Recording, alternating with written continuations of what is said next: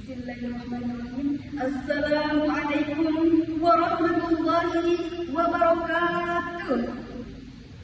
Alhamdulillahi rabbil alamin. Assalatu wassalamu ala asrafil anbiya'i wal mursalin wa ala alihi wa sahbihi ajma'in. Asyhadu an la ilaha illallah wahdahu la syarika lah wa asyhadu anna Muhammadan abduhu wa rasuluh.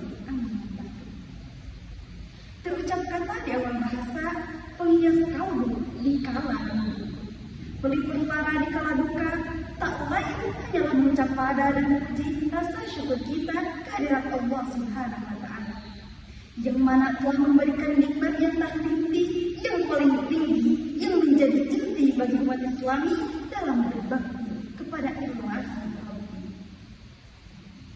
Salawat beserta salam semoga tetap tercurah limpahkan kepada baginda pendekar revolusi Islam, penegak kebenaran, pendobrak kebatilan, yakni Habibana wa Nabiyyana Muhammad sallallahu alaihi wasallam. Yang terhormat Ibu Rektor beserta jajarannya, yang saya hormati para panitia dan dewan juri, yang saya apresiasi para panitia dan teman-teman seperjuangan yang saya banggakan. Izinkan saya memperkenalkan diri bukan hanya sekedar nama yang terpajar nanti, bukan pula sebagai sosok yang hilang lalu pergi. Saya Dini Fitriani akan menyampaikan sepatah dua patah kata tentang perjalanan Rasulullah yang mengubah segala harapan. Teman-teman hebat yang saya banggakan, ketika kita berbicara tentang Isra Mi'raj, kita telah berbicara tentang peristiwa yang melampaui batas logika manusia. Dalam satu malam, Rasulullah Shallallahu Alaihi Wasallam diperjalankan oleh Allah dari Masjidil Haram ke Masjidil Aqsa, lalu naik ke langit hingga Sidratul Muntaha. Hal ini telah diceritakan dalam firman Allah dalam Quran surat Al-Isra ayat 1. Lalu apa kata Allah? A'udzubillahi minasyaitonir rajim. Bismillahirrahmanirrahim. Subhanalladzi asra bi'abdihi laylan minal masjidil haram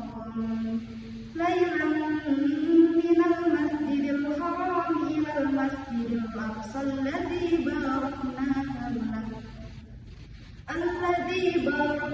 hawlahu linuriyahu min ayatina innahu huwas sami'ul basir. Yang artinya, Maha Suci Allah yang telah memperjalankan hamba-Nya Muhammad pada suatu malam dari Masjidil Haram ke Masjidil Aqsa, yang telah kami berkahi sekelilingnya, agar kami tunjukkan padanya sebagai tanda-tanda kebesaran kami. Sungguh, Dia Maha mendengar, Maha melihat. Teman-teman, jika kita renungkan, mengapa Rasulullah Shallallahu Alaihi Wasallam diberi pengalaman yang sehebat ini? Mengapa peristiwa sebesar Isra Mi'raj harus terjadi di tengah-tengah masa kesulitan yang beliau alami? Pada tahun itu, Rasulullah Shallallahu Alaihi Wasallam kehilangan dua sosok yang sangat amat dia cintai. Khadijah, istri yang selalu mendukungnya, serta Abu Thalib, paman yang selalu melindunginya. Bahkan di tahun itu, Rasulullah Shallallahu Alaihi Wasallam mengalami kesulitan dalam dakwahnya karena penghinaan serta penolakan dari masyarakat. Tapi justru di titik inilah Allah Subhanahu wa Ta'ala menghibur Rasulnya dengan perjalanan yang tidak terduga. Dan hal ini bisa kita jadikan pelajaran bahwa ketika kita merasa dunia terasa gelap, pintu terasa tertutup, ada satu hal yang tidak boleh kita lupakan, yaitu Allah selalu mempunyai rencana yang jauh lebih besar. Teman-teman, Isra Mi'raj bukan hanya tentang Rasulullah Shallallahu Alaihi Wasallam yang naik ke langit, tetapi tentang bagaimana kita umatnya meyakini dan mengimani. Karena dari peristiwa ini Allah Subhanahu wa Ta'ala menghadiahkan satu kewajiban yang bukan hanya sekedar ibadah, tetapi penghubung antara kita dengan cintanya, yaitu dengan salat 5 waktu. Rasulullah Shallallahu Alaihi Wasallam telah bersabda dari riwayat Baihaqi yang artinya, salat adalah tiang agama. Barang siapa menegakkannya, maka ia telah menegakkan agama. dan barang siapa meninggalkannya, maka ia telah merobohkan agama. Nah, saudaraku, faktanya, awalnya Allah Subhanahu wa Ta'ala memerintahkan salat 50 waktu dalam satu hari. Tetapi Rasulullah sangat amat memahami jika kita umatnya tidak akan bisa mampu melakukannya.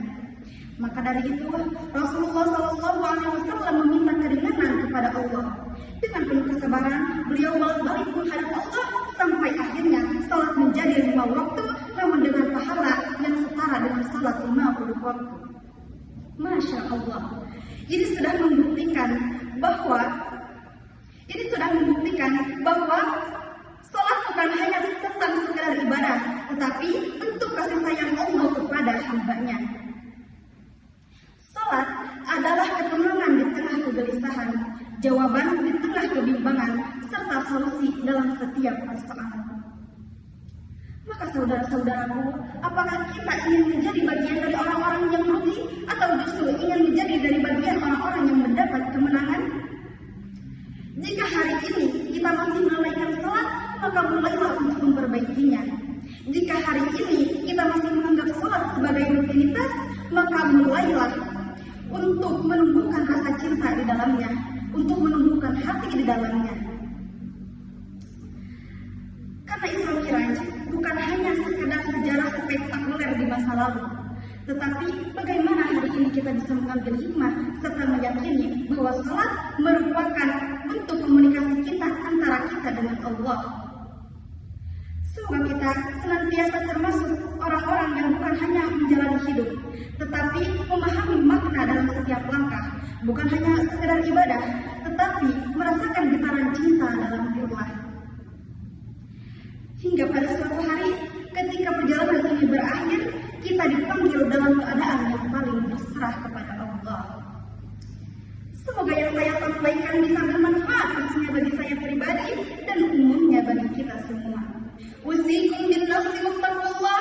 Wassalamualaikum warahmatullahi wabarakatuh.